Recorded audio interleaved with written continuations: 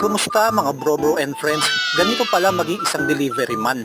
Kasama ko nga pala si Bro Gugoy, ang pinakamabait, masipag at matulungin na driver sa kagubatan. Napakaganda ng araw na ito.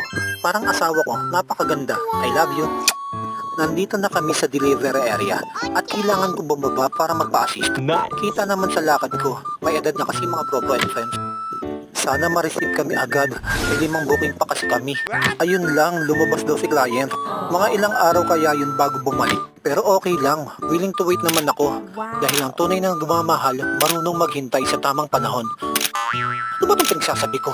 Sa wakas, dumating na si client at nagbunga ang 5 araw namin paghihintay sa kanya.